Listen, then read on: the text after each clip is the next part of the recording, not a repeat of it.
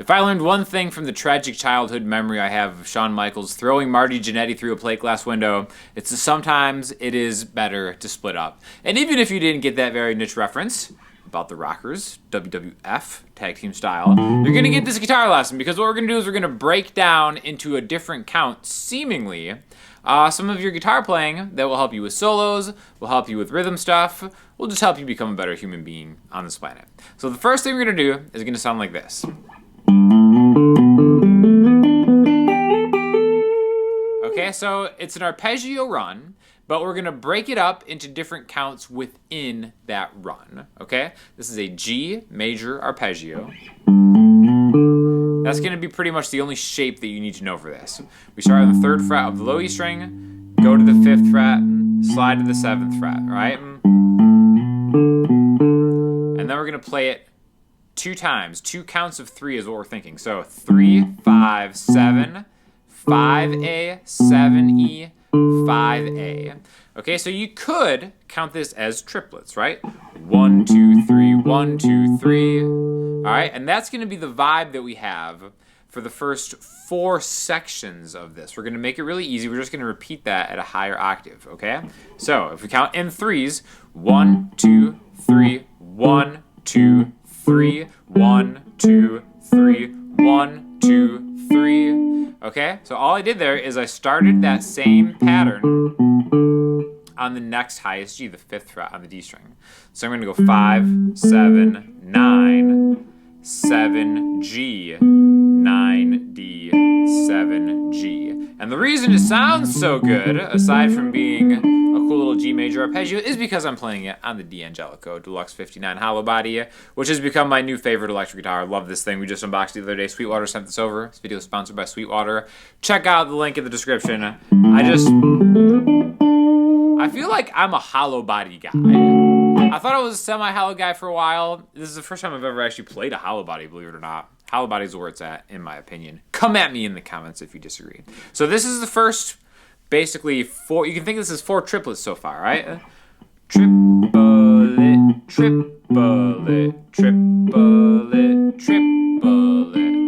Okay, if we talk about the notes, we have a G, an A, a B, and a D, right? So I'm thinking of essentially a G major chord here, all right? Even though I know some of you add 9 truthers out there are gonna be like, oh, but you're playing an A between the G, so it's come on, man. Let it go, dude. just like I've never let go. I was a Marty Jannetty fan. Marty Jannetty was my guy. Shawn Michaels I can never forgive. That's a different story though. So we've got this G major arpeggio. 1, 2, 3, 1, 2, 3, 1, 2, 3, 1, 2, 3. But then we have this kind of 4 count. 1 and 2 and 1, 2, 3, 4. However you want to look at it. I'm going 8, 10, 8, 10. So these notes are going to be G, A, G, A.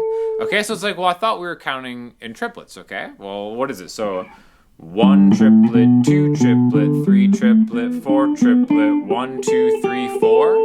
Are we doing like 4 bars of 3 and then a count of 4 or something like that? No, we're really taking the same time signature. This is going to be in 4, but we're just going to take 4 bars of 4. How many beats is that? That's 16 beats. We're going to count the first 12 beats, accenting every third one like a triplet would be.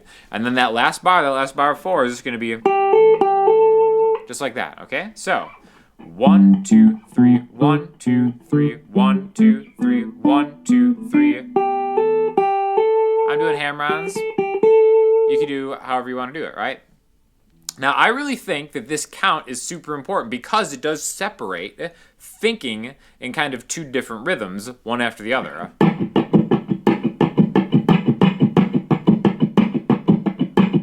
That's the same rhythm of what we're just doing, right? I'm just really going down and up.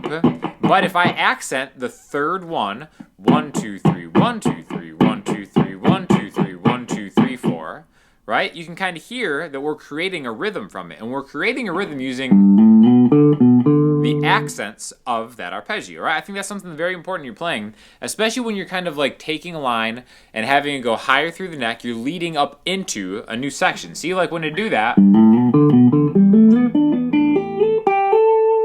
I feel feel like I'm going somewhere, right? I'm not just kind of like hanging around in minor pentatonic doing whatever. I'm making a point of getting somewhere. Where I go, who knows where I'll end up, but at least I'm going, so at least I'm moving with intention. I want to do this with something starting on the A string as well, then go into how we can incorporate everybody's favorite minor pentatonic, and then talk about actual chord rhythms that you can do with it. Or even just like...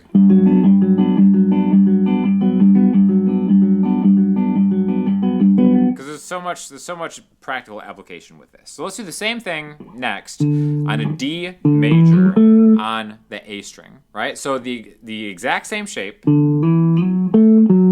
starts out just the same. 5A, 7A, 9A. Those are our first 1, 2, 3, 1, 2, 3. Then I'm grabbing the 7th fret of the D string, going back to the 9th fret of the A string, and then going back to the 7th fret on the D string. Just drill that for a while until you get it. And you'll get smoother and smoother and smoother as you do it. So maybe just kind of drill that. And then we do the same thing. We go down. But now we compensate for the B string. That's why I wanted to do an A string rooted one. Because once you get into that next octave, we've got 7G, 9G, 11G.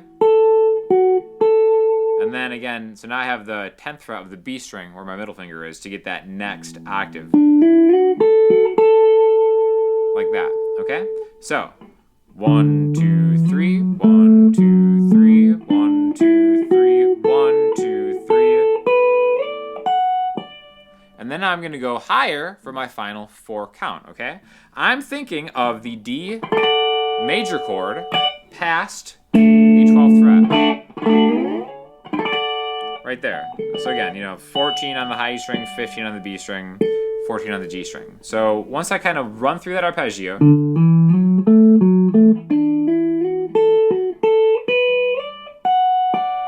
now I'm going from the B on the B string, the 12th fret, to the D on the B string, 15, and then kind of getting like a little bit of that shape, right? So now I'm moving through with the intention of going through a shape, all right? You can do the exact same thing with minor, right? Or minor pentatonic even. Let's do something in that same key, the key of G, but let's go to the E minor pentatonic scale, and let's do something the opposite way. Let's do something backwards. Something like that. That could be kind of like a bluesy type riff deal, right? If I just take the highest 3 strings and I go backwards, 15, 12, 15, 12, 14, 12. I could do 3 at a time. 1, 2, 3. I'm going to go back. 1, 2, 3. Right there. Very, very rock, very blues, kind of triplet backwards type deal. Lick, whatever we got going on here. So 1, 2, 3. 12, B, B. Then... Okay, so those were 4 3-note sequences going backwards through the scale 1 note at a time, right? Here's my first 3, then my next 3 are going to start on the 12th fret, then my next 3 are going to start on the 3rd fret back, and then the last 4 notes. So...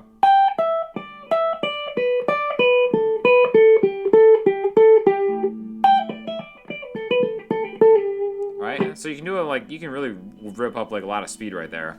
Or go forward through the minor pentatonic.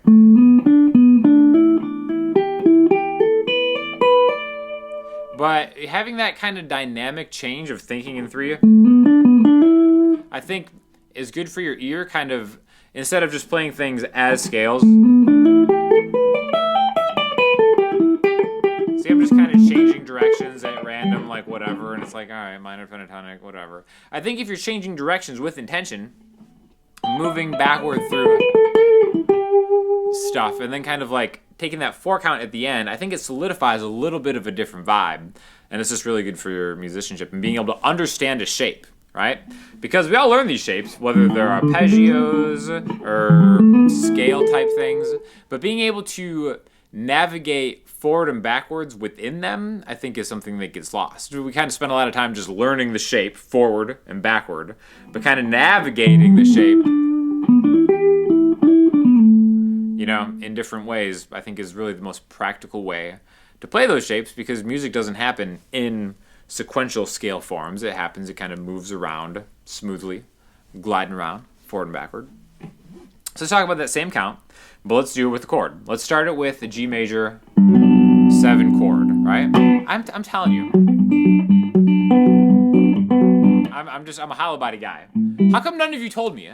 Somebody out there should have been like, why don't you get yourself a hollow body guitar, Sean? Why have I waited this long to get a hollow body guitar?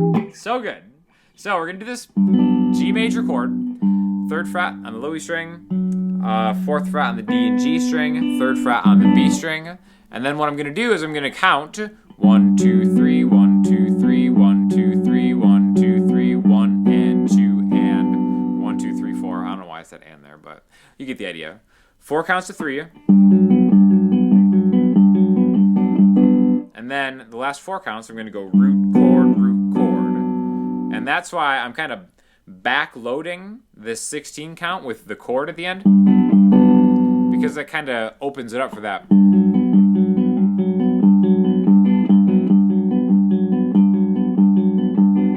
And again, that's sustained with that bass note. I'd probably more practically like...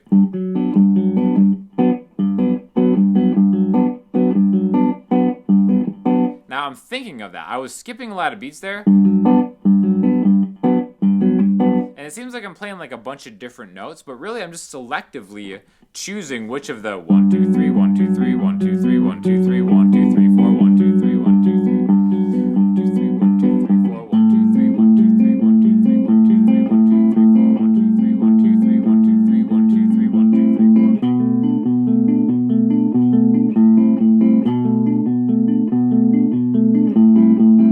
4. Right there, I just take the last 4 counts and move it to a totally different chord. So that's something else that you could do that I think is really helpful, right? So there's a lot of different ways you can practice it. You can combine them together, right? 1, 2, 3, 1, 2, 3, 1, 2, 3, 1, 2, 3, 1, 2, 1, 2, 1, 2, 3, 1, 2,